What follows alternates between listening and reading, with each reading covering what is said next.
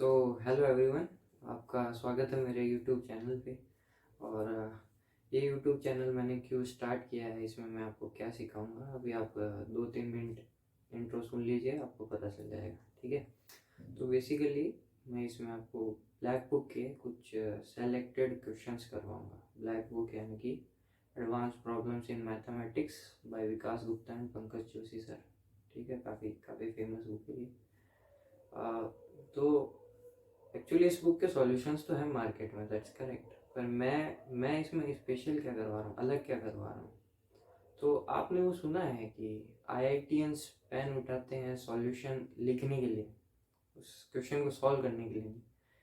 तो क्या ये पॉसिबल है? Is it possible? So answer is yes, it is Indeed possible. Now how, कैसे ये पॉसिबल है, और आपको ऐसा बनना है तो आपको किस तरह का माइंडसेट रखना पड़ेगा, ये मैं आपको समझाने की कोशिश करूँगा। जैसे मान लो 100 का बार होता है कि कोई इंसान इस लेवल पे आ गया कि बस पेन उठा रहा है और आंसर लिख रहा है, और मान लो ये 100 का एक कोई बार होता था। तो मैथ्स सब्जेक्ट में मैं कहूँगा मैं 60-70 पे लाइक कर रहा था जब मैं प्रिपरेशन कर रहा था। और मैं यहाँ तक कैसे पहुँचा, तो मेरे मेंटर है सौरभ सर, आईआईटी दिल्ली से, वो भी। ठीक है, तो एक बार उन्होंने अपने एक फ्रेंड का, उन लोगों ने दिया था जे एडवांस 2016 में, उनका फ्रेंड थे एयर 65 थे उनकी। तो उन्होंने वो पेपर दिखाया था मेरे को। उस समय ऑनलाइन ही रहता था वो, हार्ड कॉपी में उनका जो पेपर था उसी वही मिलता था, क्वेश्चन पेपर उनको घर लेके आने के लिए। तो उस पेपर में उन्होंने मेरे को दिखाया कि उनके फ्रेंड ने रफ वर्क क्या किया है। सो उस आई वाज शॉक्ड जब मैंने देखा कि वहाँ पे मैक्स टू मैक्स 4 से 6 लाइन थी उस पूरे पेपर में लिखी हुई एज अ रफ वर्क। सीधा आंसर लिखा होता, टिक टिक ऑप्शन, जैसे मल्टी कैरेक्टर तो ए सी। और मेरे को एक याद है, एक प्रोबेबिलिटी का क्वेश्चन था, उसमें मैथमेटिक्स के क्वेश्चन में 2 लाइनें लिखी हुई थी। पूरे पेपर में बहुत बहुत कम लिखा होता, पूरे पेपर में मान लो 6 लाइनें ही लिखी हुई थी। तो जब जब मैंने ये देखा ना, so I was really very inspired कि ये कैसे कैसे कोई इंसान कर सकता है। फिर सर ने बताया कि उनके फ्रेंड इस लेवल तक कैसे पहुंच गए थे। और फिर एक्चुअली उन्होंने वो क्या करते थे, टफ क्वेश्चंस करते थे, और टफ क्वेश्चंस को दिमाग में करने की कोशिश करते थे। अच्छा आप लोग बताओ, ये जो आईआईटी का एडवांस एडवांस आईआईटी बोलूँ तो एडवांस, ठीक है, आईआईटी का जो पेपर है वो मतलब आपके दिमाग से ज़्यादा जुड़ा हुआ है, ये आपके हाथ से है, कि ये मैकेनिकल है या फिर ये मेंटल एग्ज़ाम है। इसमें आपको दौड़ना थोड़ी पड़ता है, कुछ वेट थोड़ी उठाना पड़ता है, ये पूरा पूरा दिमाग का खेल है। यानी कि आपको लिखना कम है, ठीक है, मतलब पेज नहीं भरना पूरा, 2-3 लाइन लिखो और आंसर ले आओ। और जो जो कैलकुलेशन है, बैक एंड कैलकुलेशन, वो सब दिमाग में करो। और ऐसा तरीका सोचो कि उस क्वेश्चन को अगर कोई इंसान एक पेज में कर रहा है तो आप उसी क्वेश्चन को 2-3 लाइन में कर सकते हो। ठीक है, ये एक्चुअली मैंने मैथमेटिक्स में ज़्यादा सीखा था। ठीक है, तो इसलिए मैं ये बुक चूज़ कर रहा हूँ ताकि मैं आपको ये सिखा सकूँ कि आप भी ऐसा कैसे सोच सकते हो। हाँ, मैं एक बात और कहना चाहूँगा कि मैं ये नहीं कह रहा कि ये जो मैं सॉल्यूशंस दे रहा हूँ बेस्ट है या फिर सबसे ग्रैंड है, ऐसा कुछ नहीं है। इससे भी आपको बढ़िया सॉल्यूशंस मिल सकते हैं ऑब्वियसली। पर हाँ, जो भी सॉल्यूशन मैं दूंगा अपने वीडियो से, ये definitely almost all of them they have come through my mind. ये मेरे खुद के बनाए हुए, मतलब खुद के सोचे हुए सॉल्यूशंस थे। और एक्चुअली मैंने बहुत एफर्ट लगाया था जब मैं ये बुक कर रहा था। लाइक एक क्वेश्चन पे कभी 10 मिनट भी दे रहा हूँ, 15 मिनट भी, कभी कभी लाइक बहुत लेंदी है तो आधा घंटा, 2-3 दिन कुछ क्वेश्चंस के बारे में सोच रहा हूँ। तो ये जो एफर्ट था ना, ये मैंने अपने एक कॉपी में लिख रखा था सारी चीज़ें, तो मैं नहीं चाहता कि ये वेस्ट हो जाए, गायब हो जाए। तो इस चैनल के थ्रू मैं ये सारे, जिस तरह से मैं क्वेश्चंस को सॉल्व करता था कम लाइनों में, वो प्रोवाइड करने की कोशिश करूँगा। और हाँ, जैसे जब मैंने वो सर के फ्रेंड का वो पेपर देखा, तो पता है मैंने ये सोचा कि वो जो फ्रेंड है सर के, उनकी कोई नोटबुक मिल जाए या कुछ नोट्स, या वो कैसे क्वेश्चन को सॉल्व करते थे, वो अगर देखने को मिल जाए ना, तो शायद मैं जितना टाइम लगा रहा था ये सब सीखने में, उससे थोड़ा कम टाइम लेता, उससे तेज़ी से बढ़ सकता था। तो ये कमी आपको ना हो, इसलिए मैं अपने जैसे क्वेश्चन सॉल्व करवाऊँगा, तो देखो ऑब्वियसली मैं समझाऊँगा तो टाइम ज़्यादा लगेगा, है ना। पर मैं कैसे करता था, मैं जो जो मेरी कॉपी है उसके फ़ोटो खींच के मैं यहाँ पे डिस्प्ले कर दूँगा, वीडियो के बीच में चल जाएंगे आपको, ठीक है। तो आप देख लेना, अगर क्यों कुछ हो सकते हैं मेरे जैसे बच्चे भी हो जिनको इस तरह की चीज़ या इस तरह की डिमांड भी हो कि हाँ हमें देखना है कि उस इंसान ने अपनी कॉपी में जो अभी IITian है, उस इंसान ने कुछ वक्त पहले अपनी कॉपी में कैसे सॉल्व किया था, ठीक है। तो इसलिए बाकी तो मैं एक्सप्लेन करूँगा पूरा बढ़िया से कि कॉन्सेप्ट पीछे क्या सोच रहा था मैं, बैक एंड थिंकिंग क्या है ना, ठीक है। सॉल्यूशन, जैसे सॉल्यूशन बुक में तो एक वर्ड में सॉल्यूशन होता है, तो वो एक वर्ड का सॉल्यूशन के पीछे एक जो कहानी होती है ना, वो मैं आपको समझाने की कोशिश करूँगा, और मेरी कोशिश रहेगी आपको सोचना सिखा। एक बात और सुन लो, ये जो IIT का पेपर है ना, एडवांस के अगर क्वेश्चन देखोगे ना, तो ये आपसे आपके मैथमेटिक्स, फिजिक्स या केमिस्ट्री या सिर्फ थ्योरेटिकल एस्पेक्ट नहीं जानना चाहते, ये आपसे उसका कंटेंट, फॉर्मूले और ये सब नहीं जानना चाहते। एडवांस की बात करूँ, ये लोग असल में आपकी मेंटल एबिलिटीज़ को जानना चाहते हैं कि आप यू नो ये IIT का एग्ज़ाम सिर्फ मैथ्स, फिजिक्स, केमिस्ट्री का नहीं है। ये मैं कहता हूँ ये एक मेंटल एबिलिटी का टेस्ट है। ये लोग PCM, फिजिक्स, केमिस्ट्री, मैथ्स के थ्रू आपके दिमाग की क्षमता को जानना चाहते हैं, ठीक है। एक ये लोग सवाल ऐसे बनाते हैं कि आप सवाल समझ नहीं पाएंगे, है ना।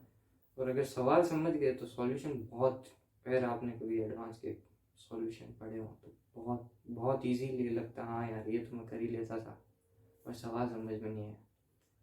तो मैं आपको यही सिखाने की कोशिश करूँगा कि आप कैसे सवालों को समझें, कैसे कैसे वो कीवर्ड्स को पहचान लें कि आपका काम बन जाए, ठीक है। और इस वीडियो में मैं स्ट्रेट लाइंस जो है इसी बुक का, उसकी एक्सरसाइज 2 का एक क्वेश्चन लूँगा और एक लास्ट एक्सरसाइज 5 का लूँगा, ये अभी के लिए। फिर आगे दूसरे चैप्टर्स का या इसी चैप्टर्स में जो और भी अच्छे क्वेश्चंस हैं जिनसे मैं आपको समझा सकूँ, वो मैं ज़रूर लूँगा। और हाँ, एक और बात, आप लोग जब क्वेश्चन सॉल्व करें तो कोशिश करें कि एक क्वेश्चन को एक से ज़्यादा मेथड से सॉल्व कर सकें। उससे क्या होगा, एक तो आपका दिमाग चारों दिशाओं में फैलेगा। कहने का मतलब, एक ही चीज़ को चार तरह से हमला, चारों तरफ से हमला कर पाओगे, एक चीज़ को बहुत अच्छी ग्रिप बना पाओगे। एक ये होगा कि जैसे अभी मैंने इसमें क्वेश्चन ले रखा है, उसमें स्ट्रेट लाइन का क्वेश्चन है, लेकिन फिर भी उसमें क्वाड्रेटिक का फॉर्म यूज़ हो रहा है। सो वो आपके बाकी चैप्टर्स भी रिवाइज होंगे, है ना। अगर हो सकता है, if it is possible, then try to solve a question with more number of methods, not just one method. तो ज़्यादा मेथड से करोगे तो डेफिनेटली आपको बहुत बहुत फ़ायदा होगा। तो हम लोग स्टार्ट करेंगे, और एक्सरसाइज 2 में मैं क्वेश्चन नंबर 4 कराऊंगा आपको अभी। So if one of the lines given by the equation is bisect the angle between the coordinate axis, then the value of a plus b, ठीक है। इस क्वेश्चन को पहले समझना जरूरी है। सॉल्यूशन होता है, सॉल्यूशन तो एक तो वर्ड का ही होता है। तो मेन गेम है ना, मेन गेम है क्वेश्चन को समझना। अगर क्वेश्चन समझ गए तो फिर क्वेश्चन बहुत तेजी से आता है। एक्चुअली मैथमेटिक्स है ही क्या, इक्वेशंस की जम्बलिंग है। मैथमेटिक्स हम लोग क्या करते हैं, ठीक है। खैर चलिए सॉल्यूशन की तरफ। और वैसे मैं इसको दो मेथड से करना जानता हूँ।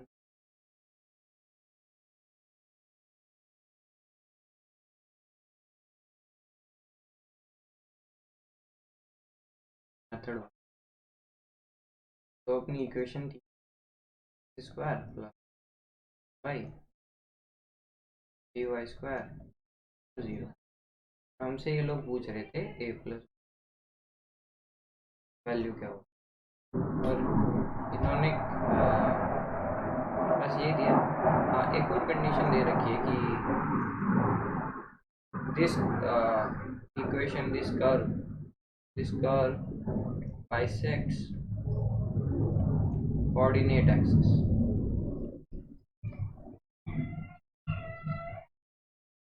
तो हिंट के नाम पे बस यही, और यही है।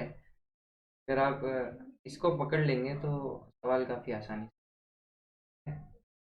अगर आप जेई की तैयारी कर रहे हैं तो मैं ये मान के चल रहा हूँ कि आप ठीक ठीक है। थ्योरी ठीक से मेरा मतलब था कि आप जानते हैं कि कर्व है ये पेयर ऑफ स्ट्रेट लाइन है। तो इसने हिंट ये दे रखा है that the curve bisect the coordinate axis curve.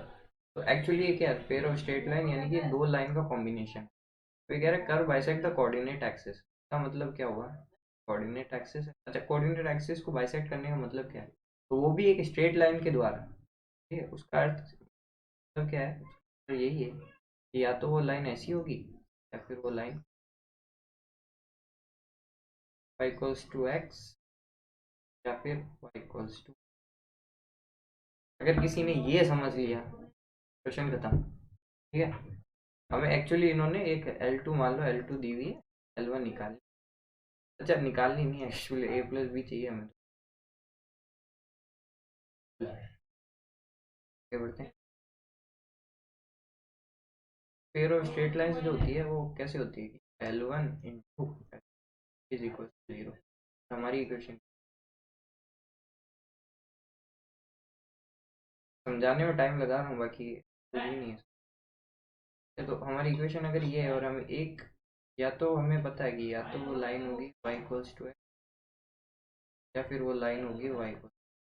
ये दो ही लाइन है जो कोऑर्डिनेट एक्सिस को बाइसेक्ट कर, ठीक है। यानी कि L1 इंटू L2 में से एक लाइन का बारे में हमें मान लो, अगर वो लाइन ये है क्या हो जाएगा,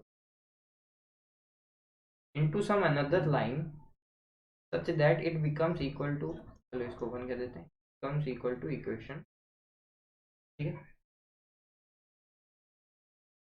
अब इक्वेशन वन को ध्यान से देखो, कोफिशिएंट ऑफ एक्स स्क्वायर ए है। एक और बात ये जो इक्वेशन दिख रही है a x square plus 6xy plus b y square, sorry. So ये जो कर्व है ये ओरिजिन से 0,0 से पास कर रही है, यानी कि जो दोनों लाइन्स होंगी वो कुछ इस फॉर्म में होंगी y equals to m x. मतलब ये जो c होता है ये c इसका 0 है, यहाँ पे c नहीं होगा। ठीक है, y equals to m x, या फिर ऐसे भी लिख लो, टेंशन। ये वो लाइन है जो ओरिजिन, ये जनरल इक्वेशन मान लो उस लाइन की जो ओरिजिन से पास हो रही है। तो बस आ जाओ यहाँ पे, आ जाओ, अब तो खत्म है। फिर ये समझ रहे हो ना कि ये लाइन, कोई भी लाइन जो ओरिजिन से पास होती है उसकी इक्वेशन को हम ऐसे लिख सकते हैं। और ये जो कर्व है ये दो लाइन से बनी हुई है, जिनमें से एक लाइन का हिंट हमें मिल चुका है, दूसरी लाइन हम बना सकते हैं। कैसे बना सकते हैं, जनरल इक्वेशन यूज करके। तो अब ये इक्वेशन ही तो बनानी है, तो बना लो। y का कोएफिशिएंट क्या है, b। तो अगर मैं बी वाई लिख दूँ तो किसी कोई दिक्कत नहीं, बी वाई स्क्वायर बन गया। और x का कोएफिशिएंट क्या है, a। ये क्या बन रहा है, ए एक्स स्क्वायर। ठीक है, तो एक एक्स्ट्रा टर्म आ रही है जो इसमें एक्स वाई का कुछ तो कोफिशिएंट भी होगा, तो वो वाली निकाल लो बस। y into a x y plus x into b y b x. अगर ध्यान से देखो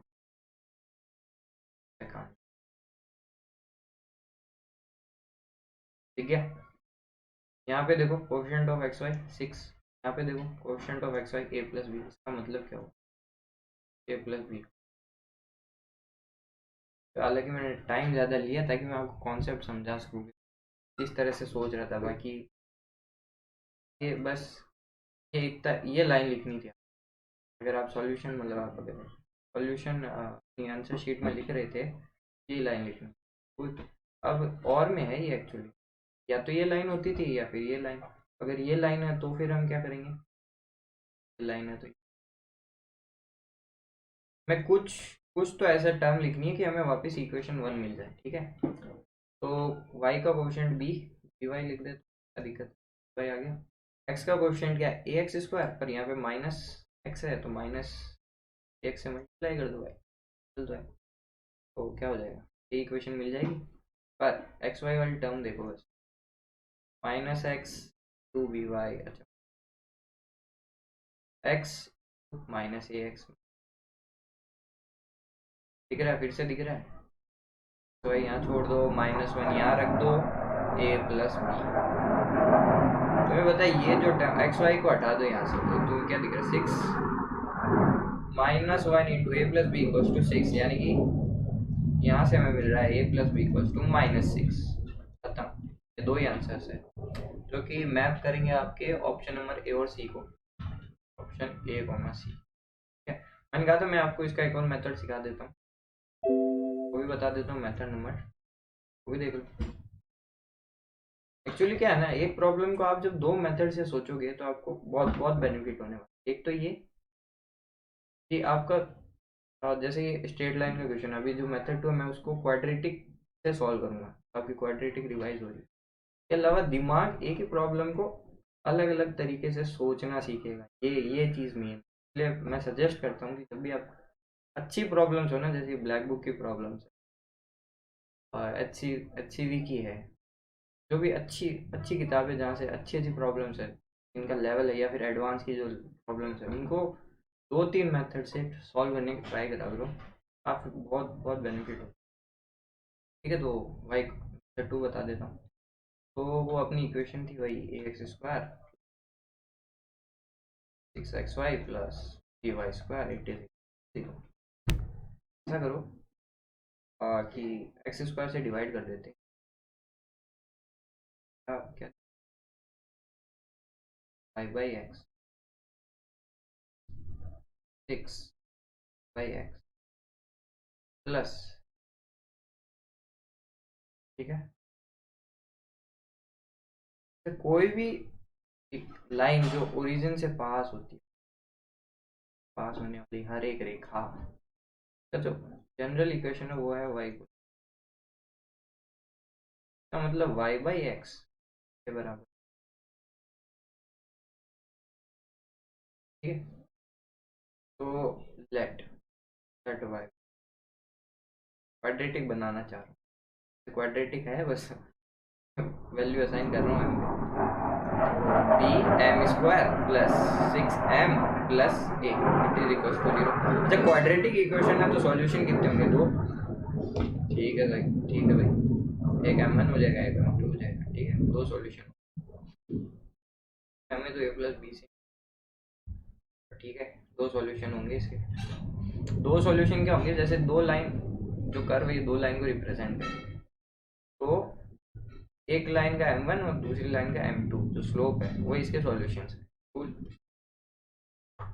तो पर हमें एक चीज पता है कि बाइसेक्ट द कोऑर्डिनेट एक्सिस, अगर बाइसेक्ट द कोऑर्डिनेट एक्सिस इसका मतलब क्या होगा, तो दूसरी लाइन है उसके बारे में तो हमें कुछ नहीं पता, लेकिन पहली लाइन का जो स्लोप है या तो 1 होता है या फिर -1, या तो वो ऐसी लाइन होगी या फिर वो ऐसी लाइन होगी, वो लाइन जो कि कोऑर्डिनेट एक्सिस को बाइसेक्ट करती है, जिसके बारे में हमें पता है m की वैल्यू या तो 1 हो सकती है या -1। तो कल सा काम करो, पुट m इक्वल, अगर m इक्वल टू 1 यानी कि ये लाइन इस कर्व को सेटिस्फाई कर रही है, तो फिर डेफिनेटली ये इक्वेशन ट्रू, इस इक्वेशन को सेटिस्फाई करेगी करेगी। b प्लस 6 जीरो यहाँ से खुली आंखों से दिख रहा है, a प्लस बी -6, उसी तरीके से m इक्वल्स टू -1 डाल दो एक बार, फिर क्या दिख रहा है, b प्लस a -6, यहाँ से a प्लस बी की वैल्यू 6 आ रही है, एकदम आंखों से दिख रहा है, ठीक है। तो ये मेथड ने काम कैसे किया? काम इसलिए किया क्योंकि वाई बाई एक्स स्लोप होता है। दो लाइन की इक्वेशन की कर्व हमें दी हुई थी, उनमें से एक लाइन के बारे में इन्होंने हिंट दिया हुआ है, और वो हिंट एक्चुअली उसका स्लोप ही है। जो जो लाइन बाइसेक्ट करती है कोऑर्डिनेट एक्सिस को, वो कौन सी होती है? बाइसेक्ट का अर्थ जैसे ये 90 डिग्री है तो इसको बाइसेक्ट 45 डिग्री वाली करेगी ना, वाई इक्वल्स टू, या फिर यहाँ से 45 degree, y equals to, that's it. तो मैं एक्सरसाइज 5 का क्वेश्चन नंबर 9 ले रहा हूँ, ठीक है? Black book straight line chapter number 9 exercise 5 पढ़ते हैं। वैसे पढ़ने से पहले बता दूँ, ये बहुत ही अच्छा सवाल, बहुत बढ़िया। और इसमें 3 चैप्टर्स के कॉन्सेप्ट्स यूज आएंगे। स्ट्रेट लाइंस, फिर आपके सर्कल्स, क्वाड्रेटिक। चलिए पढ़ते हैं। लेट ए कॉमा बी, ये कोई तो दो पॉइंट है जिनकी फिक्स लोकेशन हमें दी हुई, and P Q be any line passing through, एक 4,1 पॉइंट है जिससे कि पी क्यू लाइन पास कर रही है। तो इन्होंने क्या क्या रखा है यहाँ पे, क्या कह रहा है? ये कह रहा है कि भाई कोई पॉइंट है, मान लो उसे आर कह रहा हूँ मैं, 4,1, और पी क्यू क्या है? पी क्यू लाइन्स, वो सभी लाइन्स है, क्योंकि वो एन ही कह रहा है ना, सॉरी, आर यहाँ मान लो, ठीक। वो सभी लाइन्स जो कि आर से पास हो रही, ये सब पी क्यू में ही। तो और फिर से चलते हैं, ठीक। The range of slope of P Q for which there are 2 points on P Q, ये पहले इतना समझो। देखो मैं क्वेश्चन बहुत स्लोली पढ़ रहा हूँ जानबूझ के, मैंने पहले भी कहा था क्वेश्चन समझना जरूरी है। क्वेश्चन समझ लिया, थोड़ा दिमाग लगा लिया, हो जाएगा। बहुत ही मतलब कम लाइनों में आपका आंसर आ जाएगा, अदरवाइज तो कैसे करोगे, ठीक है? क्वेश्चन में इसलिए जानबूझ के धीरे पढ़ रहा हूँ। Okay, the range of the slope of P Q, तो इसने जो मैंने इतनी सारी लाइन्स बनाई, लाइन्स बहुत सारी थी, 3D में 360 में घुमा सकते हो, तो इसने अब उनकी रेंज पूछी है, वो जो जितने भी स्लोप्स बनेंगे, लाइन्स के जितने भी स्लोप होंगे उनकी रेंज पूछी, और इस तरह से such for which there 2 points on P Q. अब वो जो लाइन थी पी क्यू, उस पर कोई दो पॉइंट, आर तो है, ये फिक्स है, उसके अलावा कोई दो पॉइंट, मान लो x comma y, capital x capital, ठीक है, एट विच ए बी, अब जो हमें इनिशियली ए बी दिए थे उनसे एक लाइन सेगमेंट तो बनी जाएगी, क्योंकि दो पॉइंट्स है, दो पॉइंट्स है, एक्स एक्सिस पे लाई कर रहे हैं, ये भी दिख रहा है, -1,0, वाई जीरो है ना, -1 से 3, ऐसा कोई लाइन सेगमेंट बन जाएगा। तो ए बी जो है ना, ये ए बी, ये 90 डिग्री बना रहा हूँ इस पे पी क्यू के किन्हीं दो पॉइंट्स पे, पी क्यू के किन्हीं दो पॉइंट्स पे, मैं जानबूझ के धीरे बोल रहा हूँ, मेरे को खुद को 5-10 मिनट लगे थे जब मैंने पहली बार ये क्वेश्चन समझने में इसे। तो सब्सटेंस, तो इन्होंने जो रेंज दे रखी है उसे क्या रखा है, λ1 कॉमा λ2, फिर हमसे पूछा है कि 5 टाइम्स ऑफ λ1, तो क्या, ठीक है?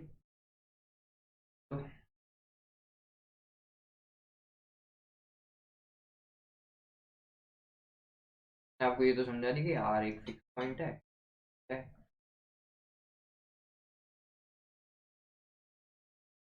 सर्कल क्यों बना रखा है?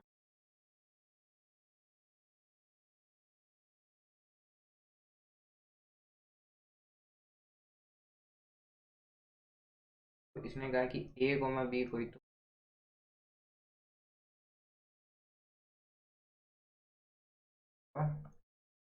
आर कोई, और उस लाइन से, आर से बहुत सारी लाइंस पास करेंगे।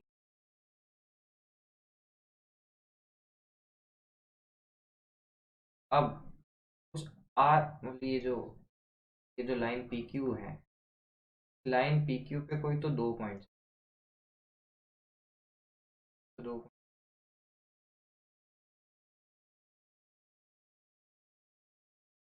वो इस तरीके से कि ए कोमा बी से जब आप उस पे सबटेंड करोगे तो वो एंगल आएगा 9।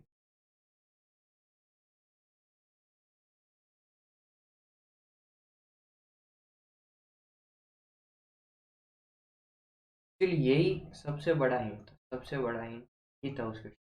सर्कल सर्कल कहाँ से आया, याद करो। तो अपना सर्कल होता है ना,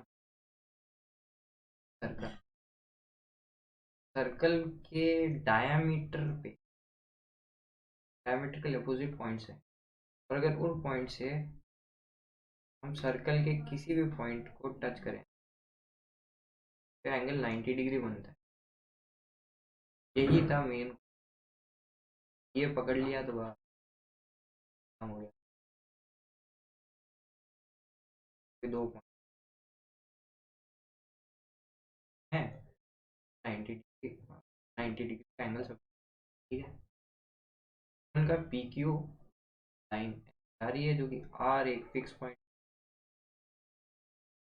ए बी जो लाइन सेगमेंट, पी क्यू को दो पॉइंट, सिर्फ दो पॉइंट पे ऐसा 90 डिग्री बना है।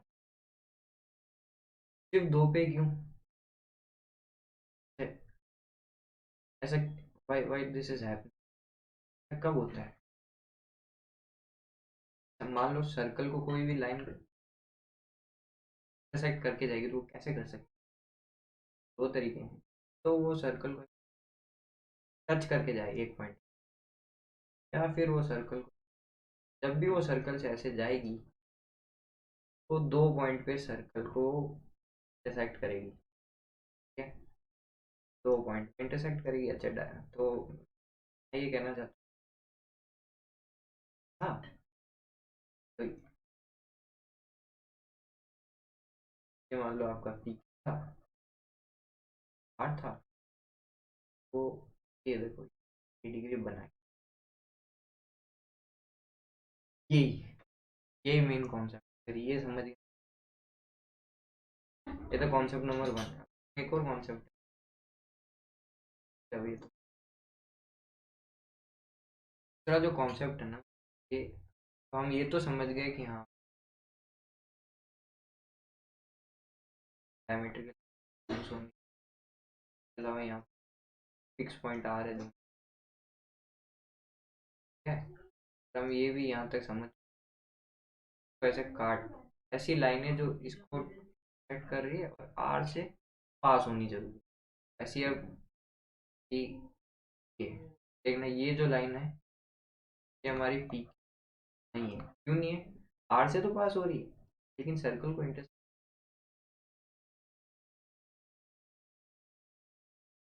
अब इसने पता है क्या पूछा है? इसने पूछा है कि देखो ये कोई, ये डायग्राम,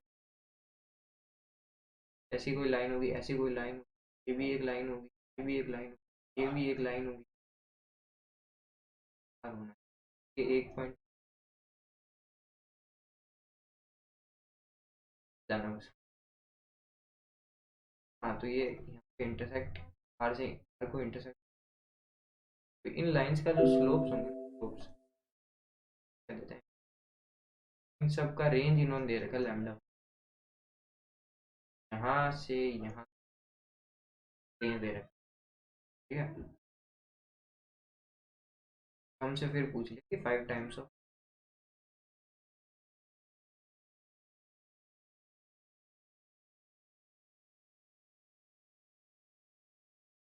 तो अब यहाँ पे मैं अपना कॉन्सेप्ट को इंट्रोड्यूस,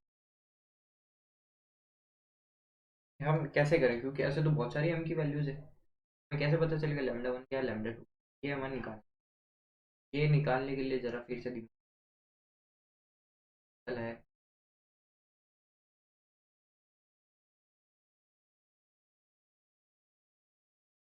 है, मान लो कोई लाइन इसको टच करके जा रही है, टच करके, तो डेफिनेटली वो टेंजेंट होगी।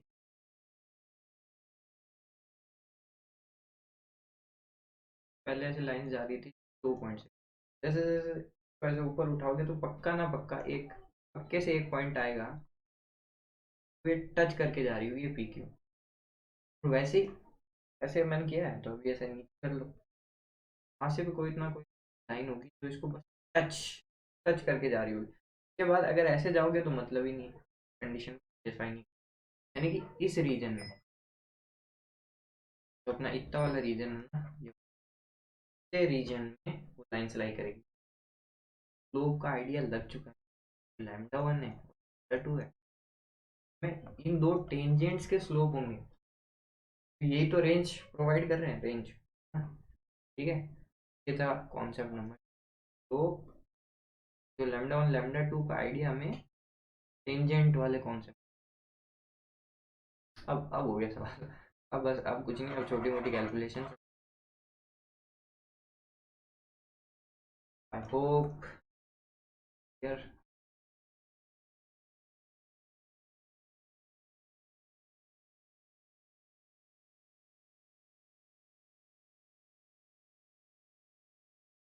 अब हो जाएगा। ए कॉमा बी का जीरो है और बी ए कॉमा जीरो। जब भी एक बात बता, जब भी सर्कल इन्वॉल्व होना, सबसे पहले उसका सेंटर लिखो और उसकी रेडियस लिखो। सर बता दो भाई जल्दी से। क्या है? -1 2 डिवाइड बाई 2, इतना। सर आर, रेडियस क्या होगा? G square plus f square minus e. चलो, इस सर्कल का इक्वेशन बता।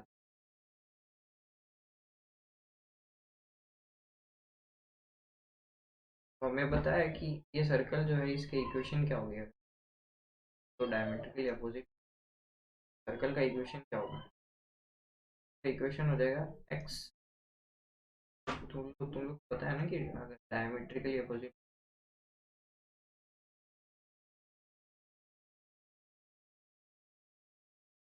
टू प्लस टू वाई, ये बस में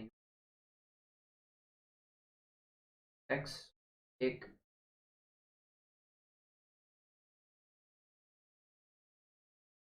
वाई से चलो, वाई ये भी जीरो, ये भी zero, y minus zero into y minus plus x, x minus -1, x -3। देखो, टाइम बचाना नहीं है, कैलकुलेशन में बचाना है। क्या आ जाएगा स्क्वायर में? ये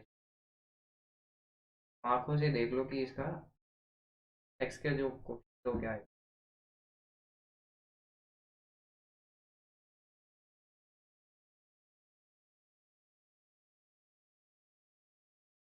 ये अपन को सर्कल की इक्वेशन मिल चुकी है। सबसे पहले हमें करो रेडियस।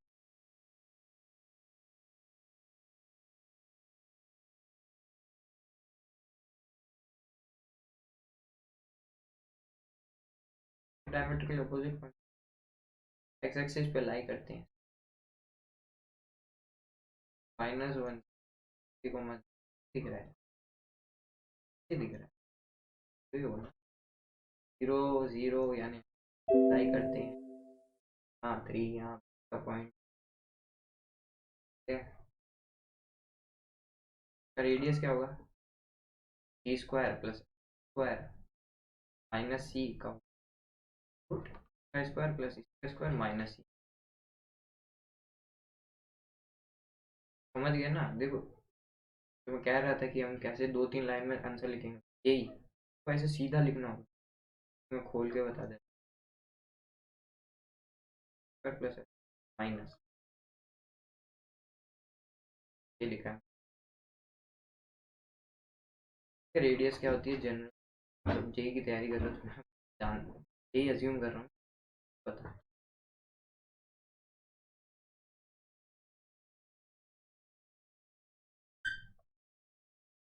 यस, पता चल गई।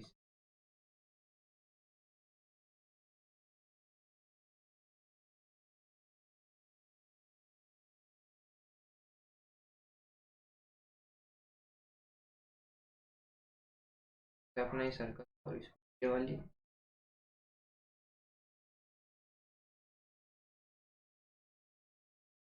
तो equation, general equation of tangent to a circle from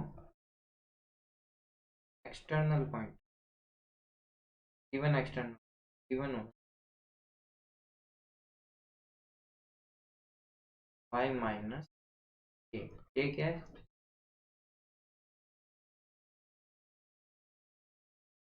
is equal to slope of the tangent h. H क्या है? का x coordinate a x plus यहाँ पे आती है रेडियस, यस, 1 प्लस स्लोप का स्क्वायर। ये तुम्हारे का यूज, तो इक्वेशन मिल जाए, इसकी इक्वेशन मिल जाए, सही आ जाएगा ना? जाएगा, मिल जाएगा तो लैम्डा तो लिखना चाहता भाई।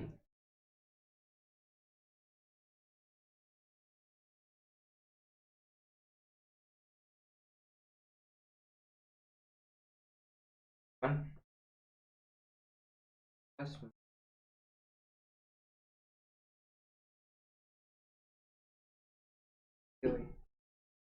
अब क्या करें भैया? एक्स, पर देखो, देखो ये जो लाइन, ये जो मैंने लिखा है ये एक्चुअली इस लाइन या इस लाइन की इक्वेशन है। और मैं इन्होंने पहले ही कह दिया है कि ये जो लाइन है बी ये आर से तो पक्के से पास करेगी।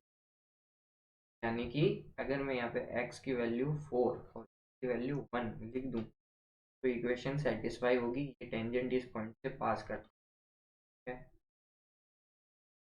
बस यही था, ये last step actually.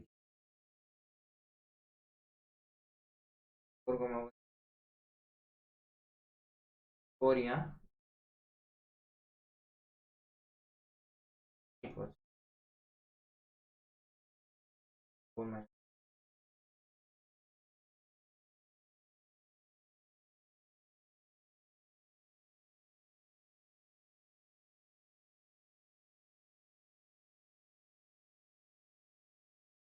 B m minus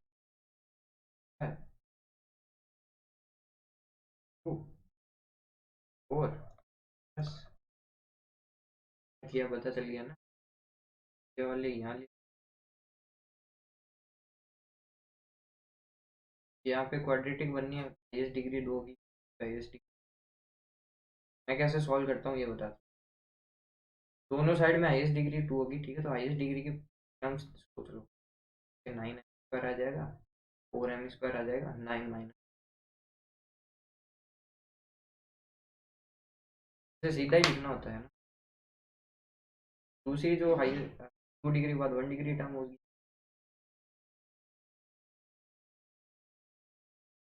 सही नहीं। अब कांस्टेंट टर्म से 1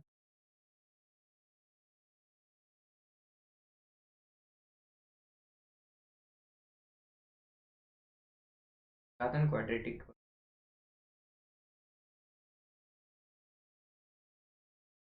स्क्वायर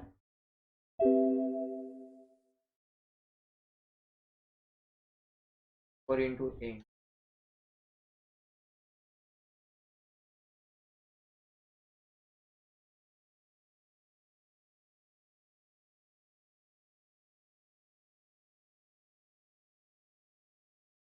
तो जब आप सॉल्व करते हैं तो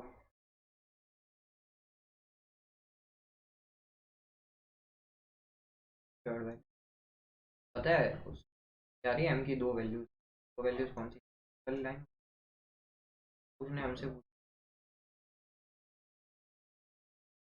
1 प्लस 2 5। देखो उसका ये था 1 प्लस लैम्डा 2 क्यों।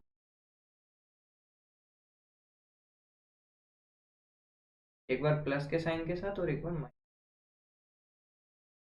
तो lambda 1 plus 5 time this plus this again but this time with negative sign. दोनों के डिनोमिनेटर 10 है, रख लो। ऊपर की टर्म्स 6 प्लस एक बार ले लो 6 plus root 96 plus lambda 2 6 minus root 96, तो 6 प्लस 6 क्या आ जाएगा 12, क्या आ जाएगा 2 और ये आ जाएगा 6। समझाने में बहुत टाइम लगा, सवाल बहुत ही बढ़िया था, ठीक है।